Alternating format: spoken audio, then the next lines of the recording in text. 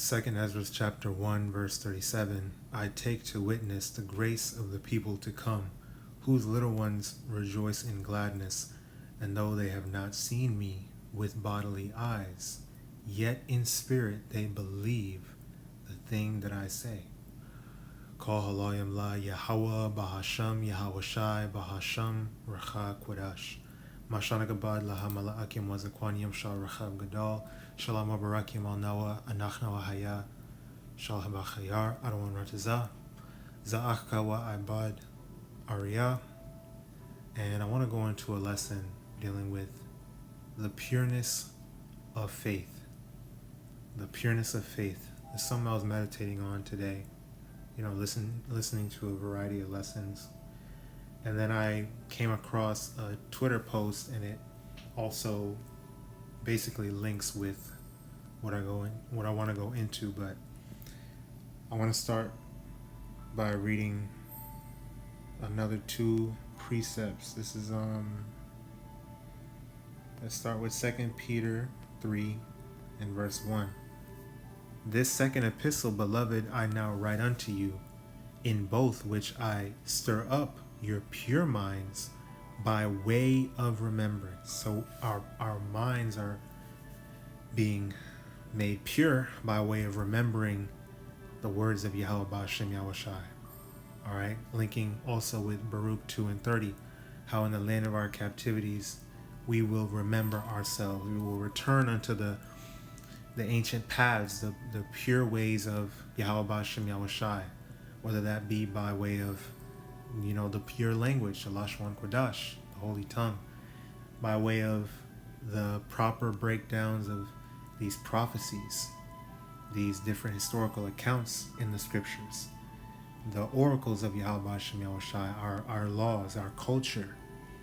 Okay, we're being returned by way of remembrance, true education, something being drawn from within and being manifested without, okay, of us, the Israel of the Most High, you so-called Negroes, Latinos, Native Americans, West Indians, and Haitians, starting with the 144,000 men and the elect men, women, and children. The Lord's will we may be a part of that number. That ye may be mindful of the words which were spoken before by the holy prophets, and of the commandment of us, the apostles of the Lord and Savior. All right, then Sirach chapter 1 and verse 14. To fear the Lord is the beginning of wisdom, and it was created with the faithful in the womb. So, of course, this is something that's predestinated. All right. So it's the Heavenly Father's will. Whoever's of the elect, they were always of the elect. It was always meant to be. And there's nothing that can stop them from being of the elect. Now, what that means for us, we just have to work out our own salvation with fear and trembling. Meaning, put on as the elect, rehearse the righteous acts as best we can, and hope and pray that we are of that number. Of course, we don't know. Only after the great tribulation, the hour of temptation, and these last prophecies come to pass, then shall it be known who are his chosen. But nevertheless, if we are faithful and we fear the Lord and we're sincere, that doesn't matter. It shouldn't make a difference to us. We're going to do the best we can to be a part of that number. All right, that's what a faithful servant would do. All right, those that sincerely revere the Lord and love our Lord Yahawashi, our head. So, before I go to the Twitter post, so I was meditating on this a bit. It came to me by way of this precept. We're going to come back to this.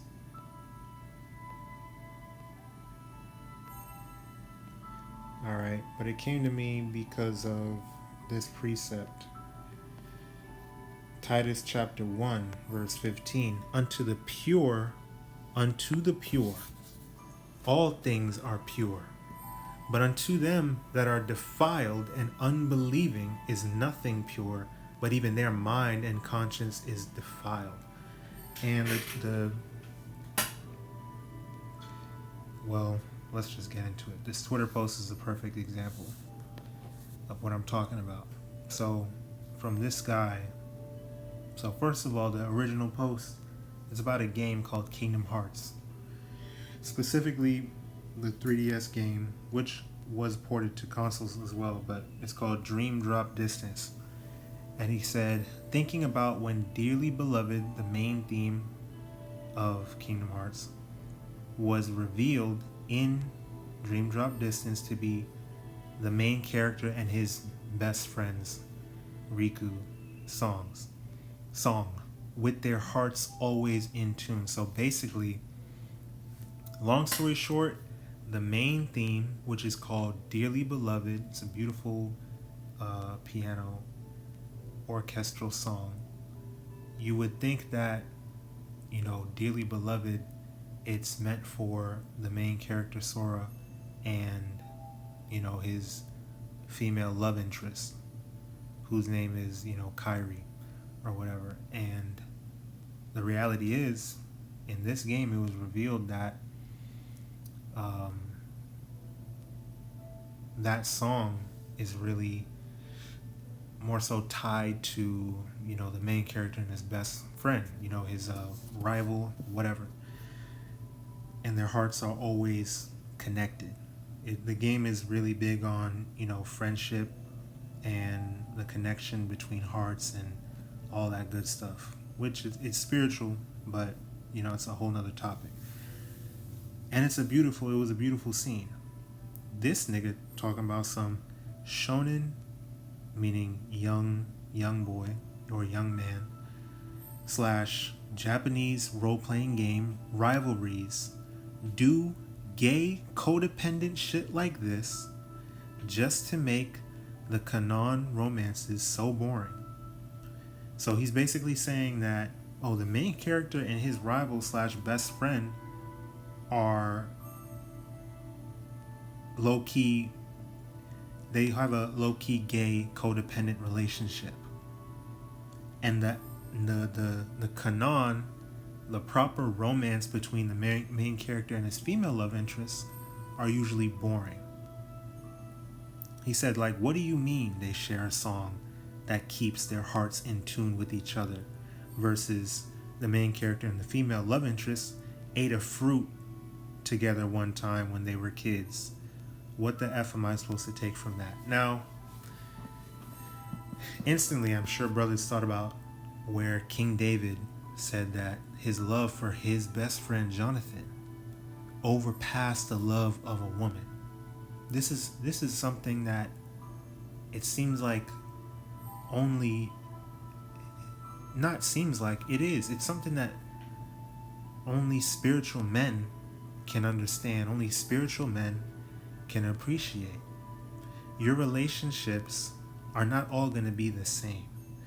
The relationship between two, I'm talking about real men, because clearly this is a male probably, and yet he doesn't understand the relationship between two brothers in arms, two real friends, the connection that men can have. That connection between King David and Jonathan was a beautiful friendship. You have people saying that, King David was actually a homosexual, when it's merely a brotherhood, okay? Not everything has to be sexual. This just proves that people have complete porn brain rot, pornographic brain rot, because everything to these people is defiled and impure, because their minds, they themselves are shameless, defiled, impure demons. And so they project their perception, their twisted perception of a relationship between two men and automatically it just has to be gay. Is nothing pure to you people? Nothing is pure to these people. But that's why the scriptures say that unto the defiled, unto what? Unto them that are defiled and unbelieving is nothing pure. Can't shit be pure with these people. But even their mind and conscience is defiled. Okay? There's nothing gay about these two young men around like 14, 15, 16. There's nothing gay about it. Okay? Hey, the brotherhood is dearly beloved. Let brotherly love continue. There's nothing gay about it. People want to talk about, oh, comfortable with your sexuality. Don't be insecure, blah, blah, blah. The men of the Lord are the most secure. We talk about how we're the Lord's woman all the time. We talk about we love our brothers, we hug. Okay? In the ancient world, men would greet each other with a kiss on the cheek. You know? Wash each other's feet. Yahawashi washed the disciples' feet. You know? There was a way to swear to each other one time in the ancient world that Abraham demonstrated, I believe, with his servant, of placing your hand underneath each other's thigh, because it was close to your testicles, because that represented a testimony. That's your manhood. You swear on your manhood. My word is bond. That's where it comes from. Ancient world Eastern customs of, bro, you know, as a man, your word is bond. You need to be a trustworthy, you know, solid man of integrity and keep your word. And none of this was homosexual, okay? There was nothing gay or codependent about these men that exhibited these different brotherly behaviors. You know, it's really masculine. You know, a bond between brothers, comrades. Okay, that's probably like the deepest bond that men can have. That's probably one of the deepest bonds that men can have. It's not the same. You know, it reminds me of this one comment this one Evite made on this video about something about men and their homeboys. And she said something along the lines of, the only ones men really be loving out loud, unapologetically, is their homeboys. And then all these different comments replying, accusing them of being gay, or, oh, why don't you just get a boyfriend or husband then, and blah, blah, blah. Showing you that their minds are defiled, they don't understand, and they'll never understand. A man and a woman can have an intimate relationship, and, you know, you want to protect her, you feel that obligation, she's your responsibility. But in terms of her understanding, like truly understanding you, it's not going to happen. Truly being down for you in her own way, yeah, but when it comes to like really life on the line type shit, you can really rely on your brother. You can go through it. They can help you. They can lift you up, build you up, everything on a whole nother level. And you can expect your brother to never leave you, to never abandon you, to always, well, the scriptures say, a friend loveth at all times, and a brother is born for adversity. That's a true friend. That's something that you will only, as a man, as an Israelite man, you'll only find that in your brethren, period. Brothers on the front lines together that are at any moment, you know, we could die. The women are simply not built for that. Okay? Does that mean that we as men are gay? Does that mean that there are any homosexual or romantic undertones? Absolutely not.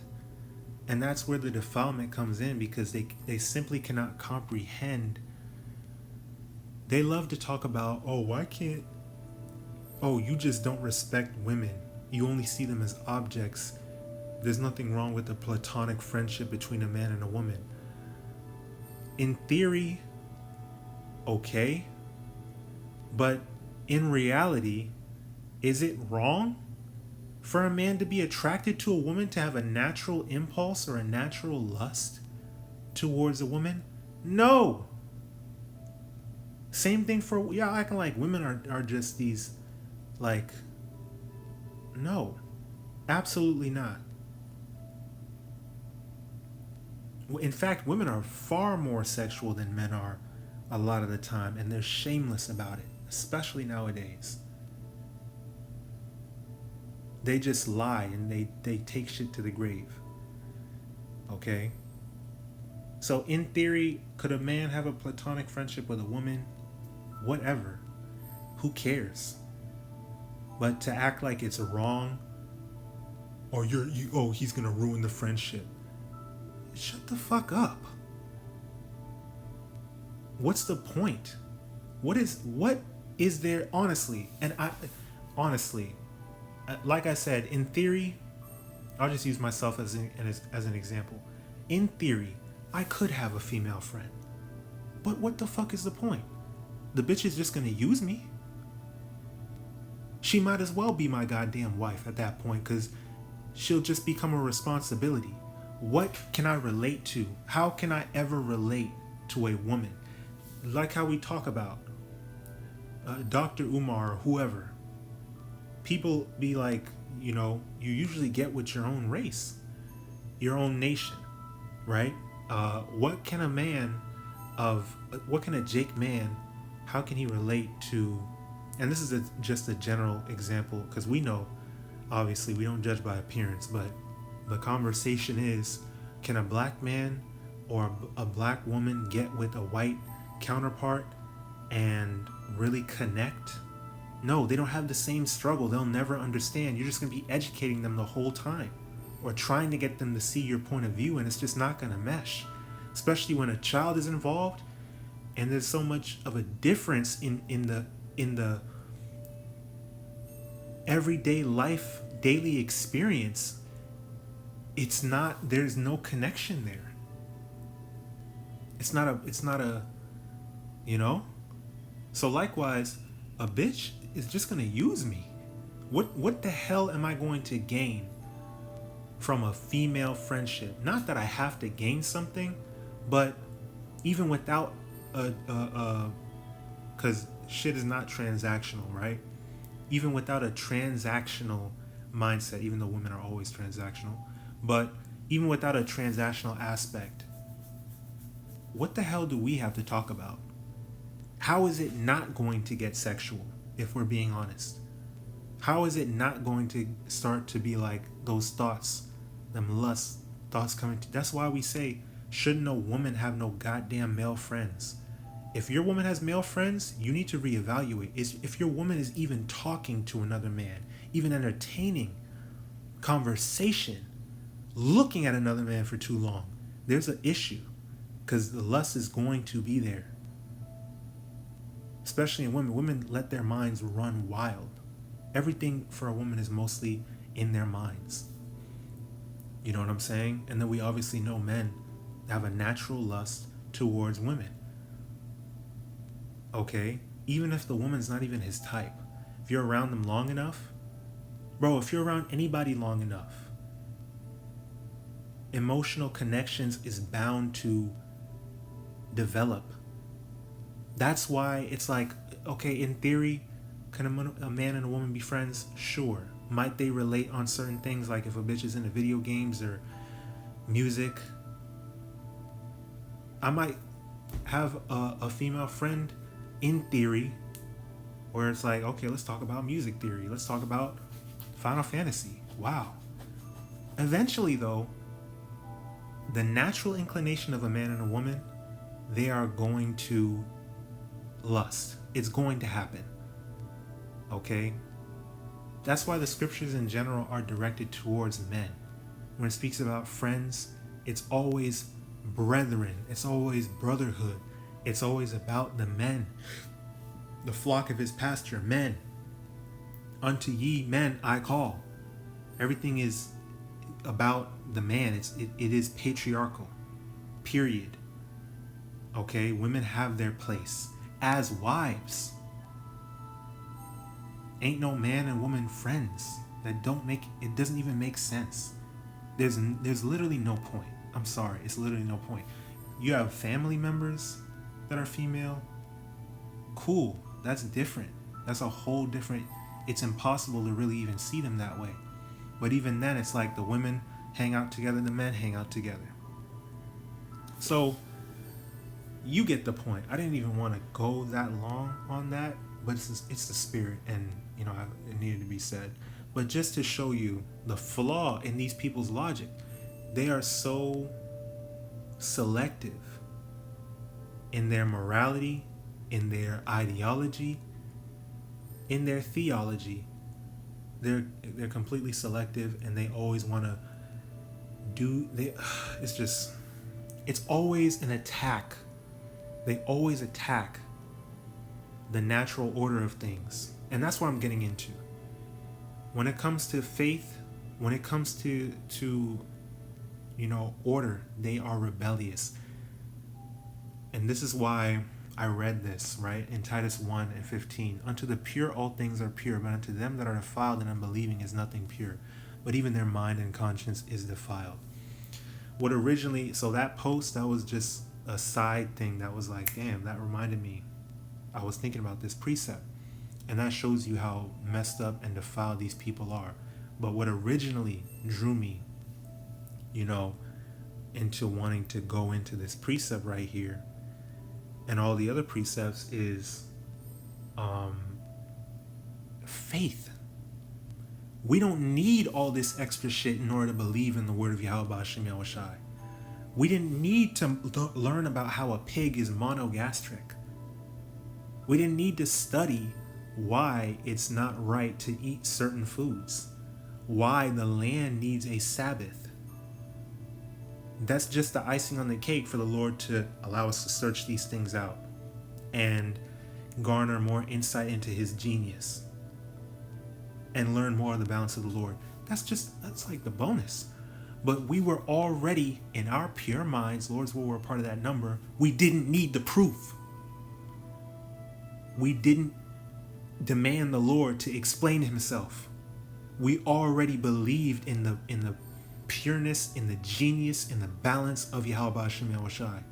His words are pure, purified 7 times, complete. Everything about the Lord, everything he has ordained. We didn't need to go and test the waters. We didn't need to be like, oh, the grass is greener, I'm gonna go try this out.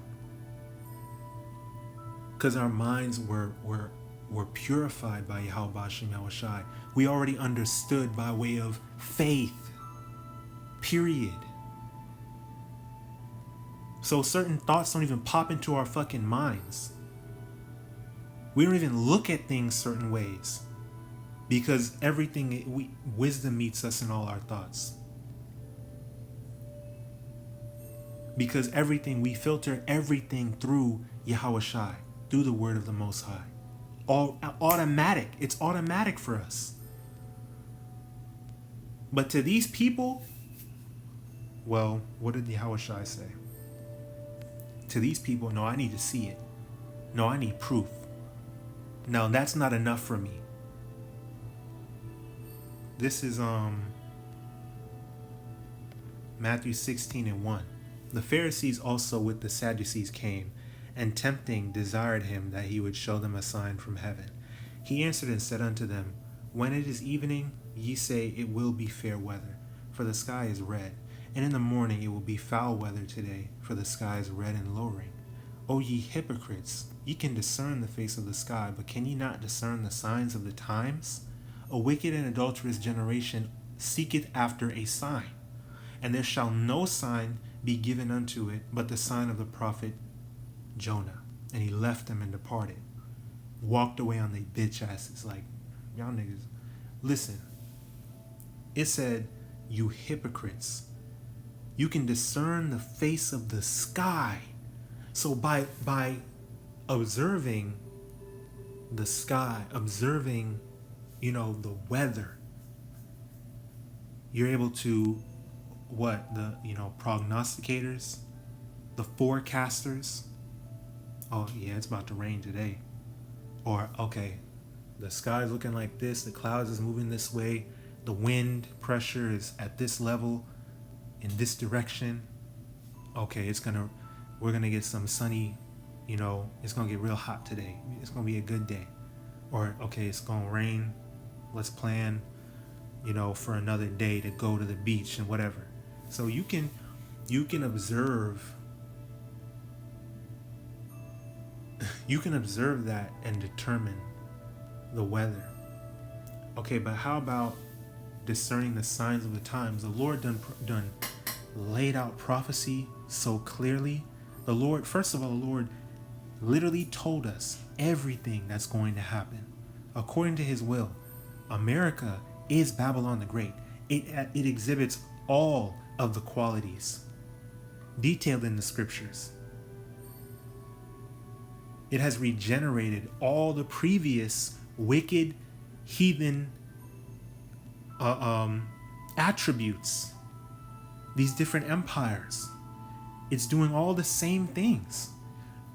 Both the northern and southern kingdom are oppressed together here in this part of the world.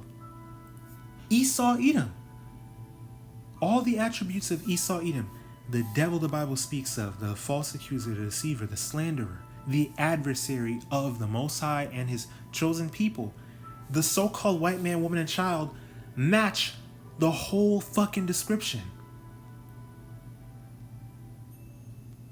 Prophecy ID, as a brother from Des Moines called it. Prophecy ID.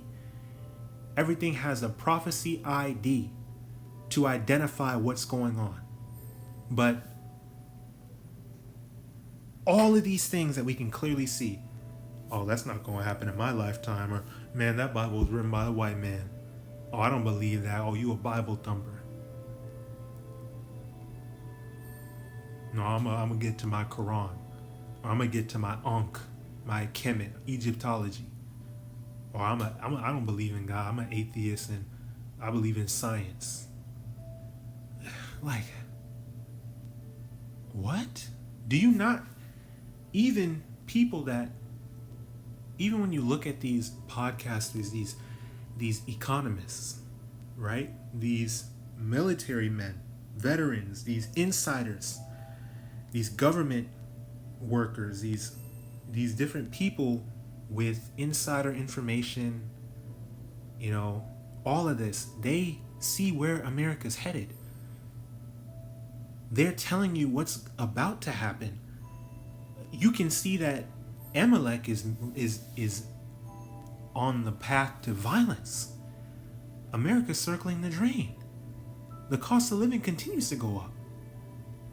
Your wages continue to be stagnant or go down, or you get laid off. People are waxing colder and colder. How do you not discern the signs of the time? That's what Yahawadah was asking them. Like, so you can look at all this, but when it comes to the words of the Lord, but what that proves is these people are rebellious. They're rebellious, and even this is the kicker, right? Let's go to Deuteronomy. What was it? I think it was Deuteronomy. I think I have it bookmarked. This is the kicker right here, 29. They seek after a sign, but the only sign is of the prophet Jonah, right? Going into Yahawashi, being in the earth for 3 days, and then being resurrected unto life, right? The sign of a prophet. The oracles of Yahweh Shem Yahawashi being made manifest unto you by way of his mouthpieces, his servants the prophets, revealing secrets. But before I get that, let's grab this in Daniel. Daniel 12:10. Many shall be purified and made white and tried, but the wicked shall do wickedly, and none of the wicked shall understand, but the wise shall understand. So The ones with pure minds, they understand the beauty of the brotherhood. They don't even, them wicked, nasty, twisted thoughts don't even cross our minds. That's not even what we're focused on. We're focused on the word. We're focused on love. We're focused on the fruits of the spirit. We're focused on growth. We're focused on prophecy. We're focused on the kingdom, getting the hell up out of here. And these niggas is thinking about homosexuality. These people are thinking about why a man and a woman can't be platonic. Literally just wanting to go against nature and attack masculinity.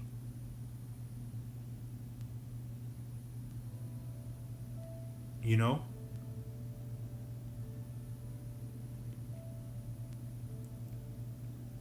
There's so much. It's a lot of examples. This was just the one that popped up on my feed, and I was like, bro, this lines up perfectly. Because these people are defiled in the mind.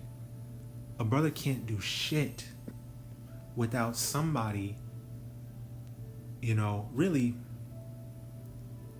the ordinances of the Lord, things that are actually pure, that are actually beneficial and provide balance in someone's life.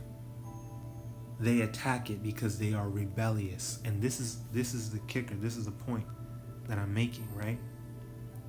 Deuteronomy 29:2. And MASHAYACH called unto all Yasharallah and said unto them, Ye have not seen all that the Lord did before your eyes. Ye have seen.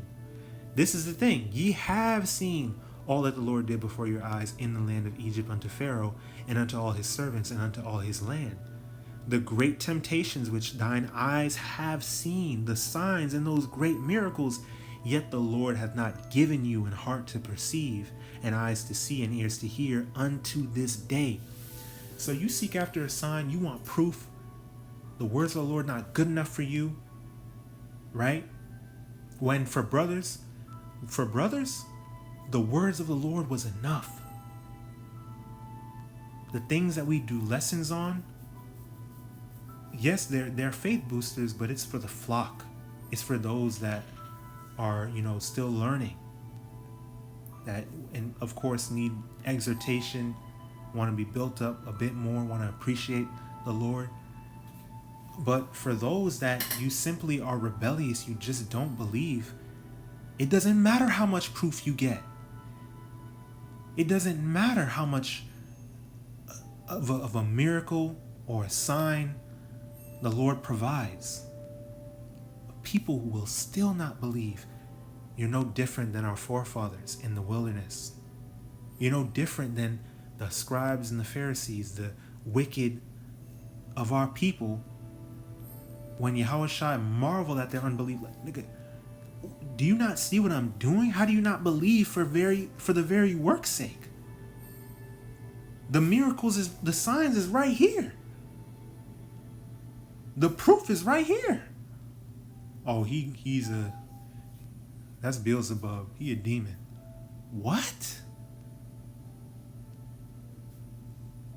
It doesn't matter how you come.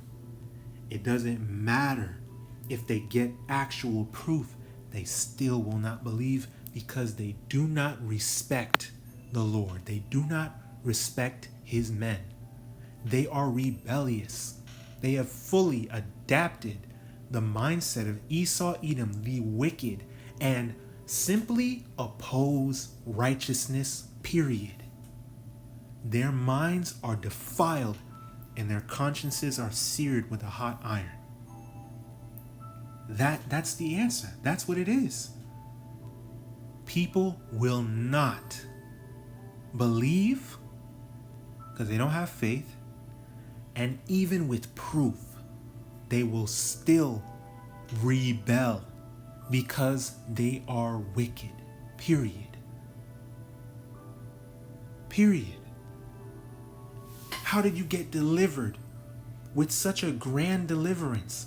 All these plagues, all these things, all the firstborn, even of the animals being put to death. The Lord split a whole body of water for you to walk on, and then swallowed up your enemies right behind you. And you still built a fucking golden calf to worship. What? How is it that Yahawashi performed miracles, amazing feats, amazing works, and he was like, even he marveled at their unbelief, like, what? And so he could do not many mighty works there because of their lack of faith. Like, dude, nothing is pure to you people. Nothing. Because you're impure. And so you project your impurity upon everything. And you love rebellion. You love discord and chaos and confusion. Because that's what you are. You are darkness. And so you hate the light. Men love darkness rather than light. Because they're evil. Their works are evil. It's that's simply what it is. And so, what should we do? Hate the evil and love the good. That's what we should do. Separate from our enemies. Take heed of our friends with true love. And I'm not talking about the Roman concept of love, romance, and all this superficial bullshit. I'm talking about real love. All right? I was going to say on some Mary J. Blige shit, but her ass was probably talking about romance too. Okay? The love according to BAHASHAM YAHAWASHI. Real love. The keeping of the commandments. Reverence of the Heavenly Father. BAHASHAM YAHAWASHI. Wisdom, knowledge, and understanding. Point's pretty much been made, but let's go through the rest of these precepts.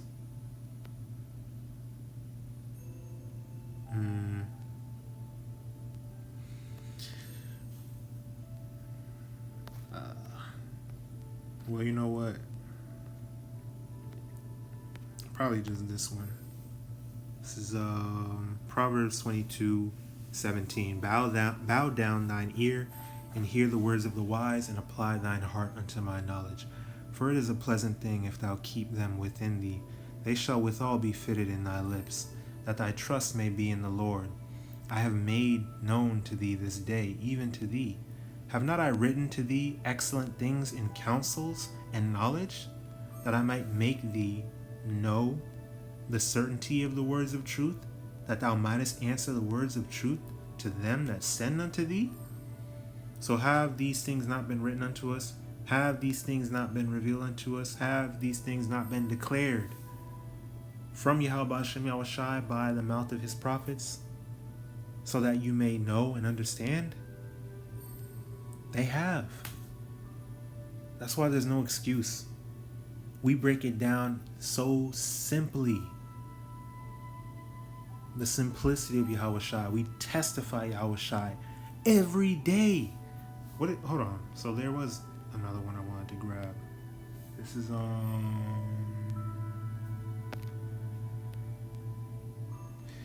Romans 10:13. For whosoever shall call upon the name of the Lord shall be saved. How then shall they call on him in whom they have not believed?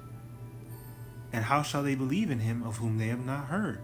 And how shall they hear without a preacher? And how shall they preach except they be sent? As it is written, how beautiful are the feet of them that preach the gospel of peace and bring glad tidings of good things. Since we read that, I guess we are going to get all these. This is let's open in I can't.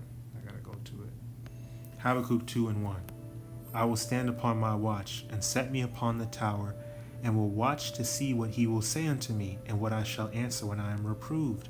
And Hadawan answered me and said, write the vision and make it plain upon tables, make it clear cut, simple, boom, that he may run that readeth it with urgency. Like, I gotta seek the Lord while he may be found. Right? So back in Romans 10:14, Or 15, and how shall they preach except they be sent? As it is written, how beautiful are the feet of them that preach the gospel of peace and bring glad tidings of good things. But they have not all obeyed the gospel, for Isaiah saith, Lord, who hath believed our report? So then faith cometh by hearing, and hearing by the word of the Most High. But I say, have they not heard? Yes, verily, their sound went into all the earth, and their words unto the ends of the world. But none of the wicked shall understand.